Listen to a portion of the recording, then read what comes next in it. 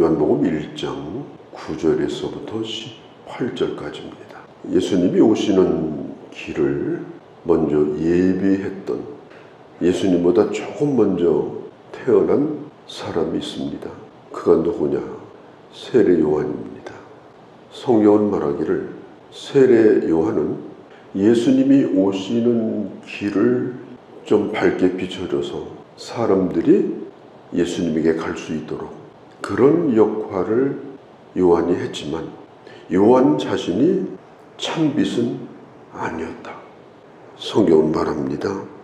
예수 그리스도가 우리의 참빛이다. 하나님께 나아갈 수 있는 길을 열어주신 분, 우리의 영적인 눈을 뜨게 해주셔서 주님을 만날 수 있도록 하신 분, 그분이 바로 참빛 대신 예수 그리스도이다. 이 세상은 자기가 빛이라고 빛을 자처하는 사람들이 많아요. 풍랑이 치는 망망대해에서 등대가 얼마나 중요합니까? 길 잃어버린 배를 잘못 인도해서 파손하게 만드는 그런 거짓 빛이 이 세상에는 많습니다. 길인 줄 알고 찾아갔는데 막다른 골목으로 사람을 몰고 가는 그런 잘못된 사이비, 그런 이단이 이 세상에는 많습니다. 성경은 말합니다. 예수님만이 참빛이다. 예수님은 자기 동족에게 먼저 오셨죠. 얼굴 색깔이 같고 언어가 같고, 심지어 예수님에게는 형제가 있었잖아요. 이웃도 있었고 친구도 있었고. 그렇지만 그들은 예수님을 영접하지 아니했습니다. 이 세상에서 축복의 은혜가 뭐냐? 주님을 알아보는 은혜입니다. 예수님이 누구인가를 알아보는 은혜. 알면 믿게 되어 있습니다. 알면 그분을 영접하게 되어 있습니다. 12절에 보면 이렇게 말해요. 예수님을 다 받아들인 것은 아니지만 예수님이 누구인가를 알고 그를 받아들인 사람들이 있었다. 영접하는 자, 영접한다는 말은 맞아들인다는 뜻이에요. 예수님을 맞아들이고 그를 믿는 자에게 하나님의 자녀가 되는 권세를 주셨다. 예수님을 알아보는 것이 첫 번째요. 두 번째는 그분을 맞아들이는 것이요. 그분을 맞아들이는 것을 우리는 예수 믿는 것이다. 이렇게 말합니다. 손님이 오면 문을 열고 맞아들이잖아요. 그래서 제일 좋은 안방에다가 모시잖아요. 똑같습니다. 그분이 누구인가를 내가 충분히 듣고 그분에 대한 신뢰감이 생깁니다. 그래서 문을 활짝 열어서 그분을 내 인생의 주인으로, 왕으로 모십니다. 사랑방 손님이 아니에요. 그게 바로 예수 믿는 것이다. 복잡하게 설명할 필요가 없어요. 추상적인 얘기가 아니고 이것은 행동입니다. 영접한다는 건 행동입니다. 그렇게 할 때에 하나님의 자녀가 되는 권세를 주신다. 이것은 자연적인 출생이 아닙니다. 또 다른 출생이 일어나는데 그것이 바로 뭐냐? 거듭난다는 얘기입니다. 그러면 하나님의 자녀가 되는 권세를 주셔요. 권세를 주셨다는 말은 합법적인 관계가 생겼다는 겁니다. 우리는 하나님에게 매달려 사는 자가 아니에요. 우리는 하나님에게 구걸하는 자가 아닙니다. 하나님과 우리와의 관계는 하나님의 자녀의 관계입니다. 13절에 보면 아니하고라는 말이 3번이나 반복됩니다. 혈통으로 아니하고, 육정으로 아니하고, 사람의 뜻으로 아니하고. 이스라엘 사람들은요, 자신들이 아브라함의 자손으로 태어난 것, 그들이 할례를 받은 것, 율법의 전통을 지키는 것, 그걸 가지고 구원받는다고 생각을 했어요. 성경은 아니하고라고 분명히 밝힙니다. 사람이 노력하고 열심히 추구한다고 해서 하나님을 만나는 게 아닙니다.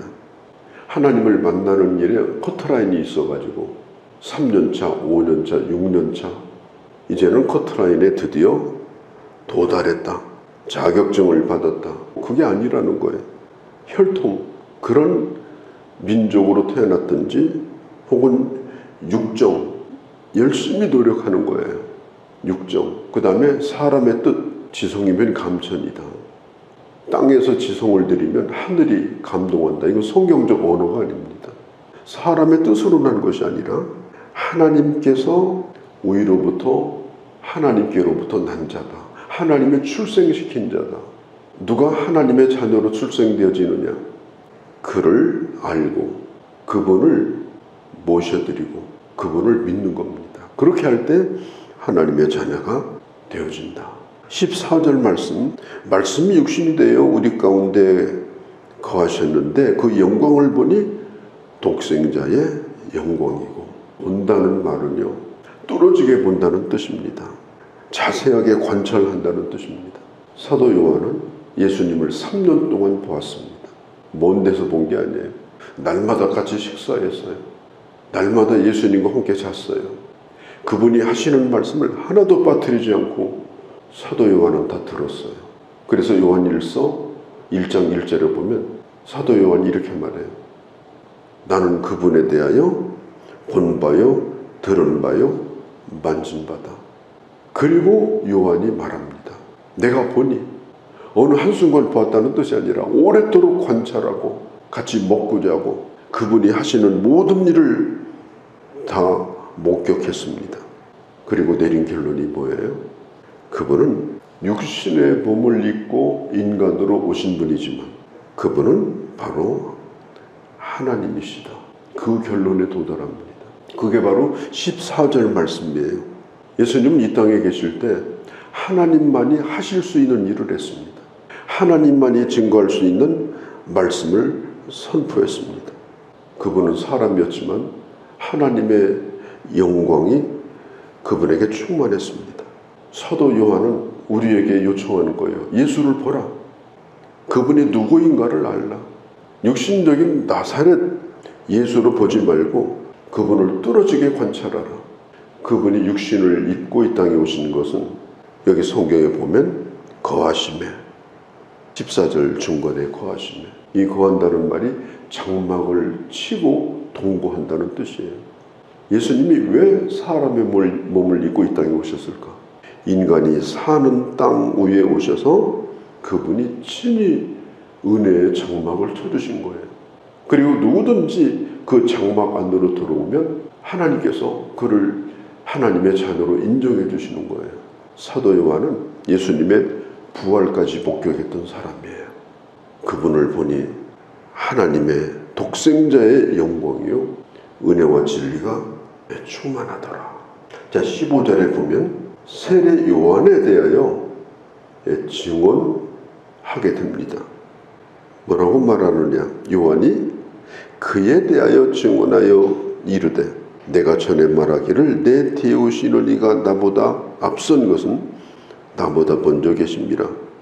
바로 이 사람을 가리킵니다. 세례 요한은 예수님보다 6개월 먼저 태어났어요. 또 육신적으로는 친척간입니다. 세례 요한은 예수님을 잘 알고 있습니다. 예수님이 하나님의 아들이라는 사실을 알기 전에 육신적으로 가깝게 지냈습니다. 가까이서 관찰했습니다. 사도 요한뿐 아니라 세례 요한도 마찬가지입니다. 그런데 세례 요한은 예수께서 오시는 그 길을 밝히는 등불로서 그 길을 여는 사람으로서 하나님이 자기를 세웠다. 자, 16절에 우리가 그의 충만한 데서 받으니 은혜 위에 은혜로라. 이 충만한 데서라는 말은 넉넉한 데서 그런 뜻이에요. 예를 들어서 물 한 양동이에 물이 가득합니다. 그런데 이 사람 저 사람 다 퍼먹습니다. 그러면 물 길러 또 가야 돼요. 그건 충만한 데서 아니에요. 여기 충만한 데서라는 말은 예수 그리스도 안에 있는 은혜는 그를 믿는 모든 사람에게 나누어줘도 부족함이 없는 은혜의 충만이 예수님에게 거하고 계시다. 그런 뜻이에요. 우리도 하나님의 은혜를 갚는 마음으로 살고 우리는 한계가 있지 않아요. 그분은 누구에게 은혜를 받을 필요가 없어요. 그분 자체가 은혜가 충만한 그런 큰 바다와 같은 분이에요. 우리는 끊임없이 하나님의 은혜를 받는 매일매일의 삶을 살아야 됩니다. 사도 바울이 이런 고백을 했어요. 나의 다 된 것, 이게 무슨 뜻이냐? 오늘 나의 존재입니다. 오늘 내가 눈을 뜨고 살아있고 오늘 나의 존재가 나의 다 된 것은 하나님의 은혜다. 하나님의 은혜가 아니면 우리는 한순간도 스스로 설 수 없는 사람들이에요. 어디 가서 은혜를 받을까 걱정할 필요가 없습니다. 그분의 충만한 데서 은혜를 받습니다.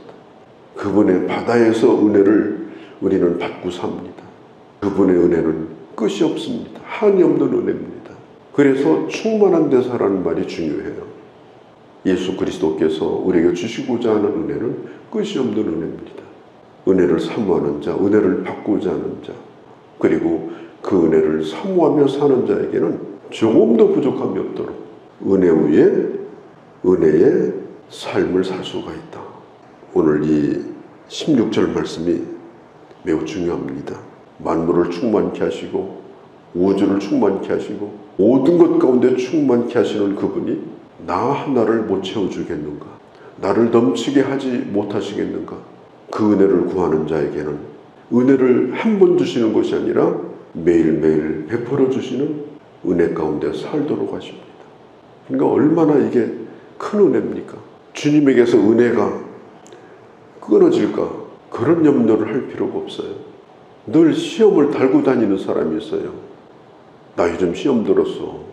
또 어떤 사람은 늘 그래요. 나 요즘 많이 갈급해. 시험은 왜 드는 거고 왜 갈급한 겁니까?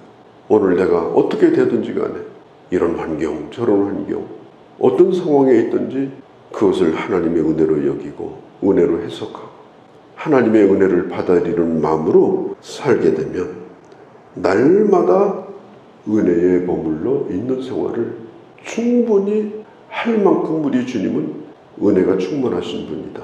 18절 말씀, 본래 하나님을 본 사람은 없으되, 그렇습니다. 하나님을 본 사람은 없습니다. 17절에도 율법은 모세로 말미암아 주신 것이요, 그렇게 말하고 있죠.